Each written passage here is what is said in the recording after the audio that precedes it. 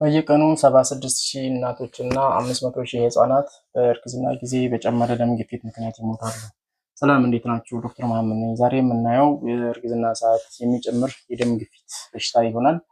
በእርግዝና ሰዓት የጨመረ ደም ግፊት ብለን የምንጠራው በእርግዝና ጊዜ የመጣ ደም ግፊታቸው 140 እና በ90 ወይም ከዛ በላይ የሆነ አንዱ ብቻ በቂ ነው። ሲስቶሊክ ኦር ዲያስቶሊኩ ሁለት ጊዜ ለክተ ነው። በእያንዳንዱ ልኬት መሃል 4 ሰዓት እና ከዛ በላይ ልዩነት ኖሮ ቢያንስ 4 ሰዓት ኖሮት 140-90 በላይ ከሆነ የእርግዝና ጊዜ ደም ግፊት ብለን እንጠራዋለን። ይህም በጣም የተለመደ ነገር እና በየቀኑ 70,000 እናቶች እና 500,000 ህጻናት በዚህ ደም ግፊት ምክንያት ይሞታሉ። በአጠቃላይ ስናየው 10% ከመቶ 10 የሚያክሉ እናቶች በዚህ በደም ግፊታቸው ከፍ ብሎ የሚጠቁ ነው የሚሆነው። ብዙ አይነት አለ። አይነቶቹ በምናይበት ሰዓት አንደኛው የእርግዝና ጊዜ የደም ግፊት ብለን የምንጠራው ነው። ይህም እናትየው ካረገዘች ከ20 ሳምንት በኋላ የሚመጣ እና የሚቆይ ብሎም ከወለደች በኋላ በ12 ሳምንታት ውስጥ የሚጠፋ ነው። ይህም ጀስቴሽናል ሃይፐርቴንሽን ብለን የምንጠራው ነው።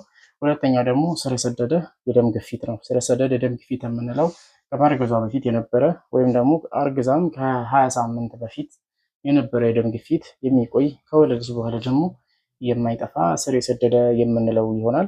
በተጨማሪ ደግሞ ስር የሰደደው ራሱ ኖሮ በተጨማሪ ደግሞ ደም ግፊቷ ምን ይሆናል? ከፍተኛ ይሆናል። በእርግዝና ሰዓት 20 ሳምንታት በኋላ ከፍተኛ የሆነ ደም ግፊት ብሎም የሰውነት አካል ጉዳቶችን የሚያደርስ ይሆናል።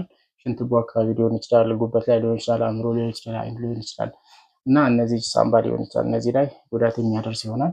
ሌላኛው ደግሞ የእርግዝና ጊዜ ከፍተኛ የሆነ የደም ግፊት መጨመር ብሎም የሰውነት አካል ላይ ጉዳት ማምጣት ከ20 ሳምንት በኋላ ነው የሚመጣው።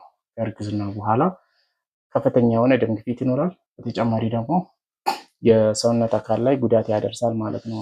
ለምሳሌ ሽንት በሚሸኑበት ሰዓት ከፍተኛ የሆነ ፕሮቲን መውጣት ሊሆን ይችላል። የመተንፈሻ አካል በጣም ማስቸገር፣ ቀኝ ጎን ላይ ማመም፣ እይታ ብዥታ ሊሆን ይችላል፣ ራስ ምታት። እነዚህን የሰውነት አካሎቻቸው ላይ ጉዳት ያደረሰ ከፍተኛ የሆነ የደም ግፊት እሱን ግን ከህክምና ከወለደች በኋላ እናትየዋን የሚተዋት በ12 ሳምንታት ውስጥ የሚለቃት አይነት እንለዋለን። ፕሪክላምሺያ እንለዋለን። ዛሬ በዋናነት ፕሪክላምሺያ ወይም ደግሞ ከፍተኛ የሆነ የደም ግፊት ብሎም የሰውነት አካል ጉዳትን የሚያደርሰውን አይነት ነው የምናየው። ምክንያቱም አብዛኛውን የህፃናትና የእናቶችን ሞት በጣም የሚያፋጥንና የሚያበዛው ነገር ፕሪክላምሺያ